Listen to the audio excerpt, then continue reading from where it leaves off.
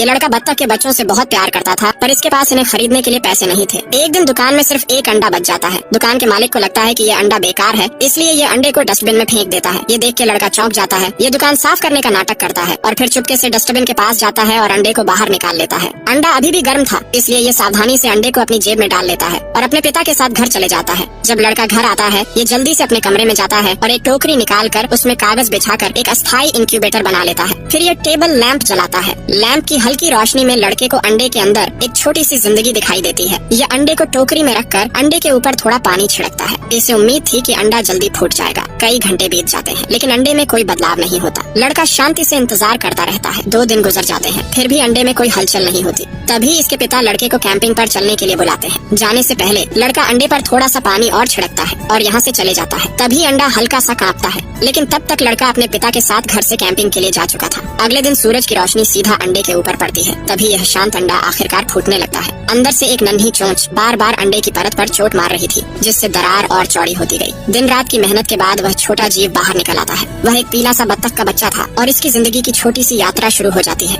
यह धीरे धीरे लैपटॉप पर चढ़ा, फिर मेज के नीचे रखे हेलमेट पर कूदा और कपड़ों से फिसलते हुए नीचे जमीन पर आ गया। इसके बाद यह लड़के के स्वेटर के अंदर छिप जाता है। स्वेटर के अंदर गर्माहट थी, इसलिए बत्तख का बच्चा सो जाता है। तभी कुछ गलत होता है। पिता स्वेटर उठाकर टोकरी के अंदर डाल देते हैं। जब बत्तख का बच्चा स्वेटर से मुंह बाहर निकालता है, पिता इसके ऊपर एक और स्वेटर रख देता है। फिर पिता टोकरी को वॉशिंग मशीन के पास रख देता है। ये एक एक कर कपड़ों को वॉशिंग मशीन में डालना शुरू कर देता है। क्या बत्तख के बच्चे की जिंदगी यहाँ खत्म होने वाली थी? लेकिन बत्तख के बच्चे की किस्मत बहुत अच्छी थी। ये चमत्कारी रूप से टोकरी से बाहर निकल जाता है। तभी लड़का भी घर वापस आ जाता है। ये टूटे हुए अंडे को देखता है और इसे समझ आ जाती है कि बत्तख का बच्चा अंडे से बाहर आ चुका है। ये फौरन बत्तख के बच्चे को ढूंढने लगता है। फिर ये वॉशिंग मशीन के पास रखी टोकरी के पास आता है और कपड़ों में बत्तख के बच्चे को ढूंढने लगता है। लेकिन बत्तख का बच्चा इसके बिल्कुल पास से निकल जाता है और खिड़की के पास पहुंच जाता है। ये खिड़की से पहली बार बाहर की दुनिया को देखता है। आखिर लड़का बत्तख के बच्चे को ढूंढ लेता है और इसे पाकर बहुत खुश होता है। ये हमेशा इसके साथ रहने का फैसला करता है। बत्तख के बच्चे को भी लड़के के साथ सुरक्षित महसूस होता है। ये कहानी हमें याद दिलाती है कि छोटी सी जिंदगी भी आसानी से नहीं जी पाती।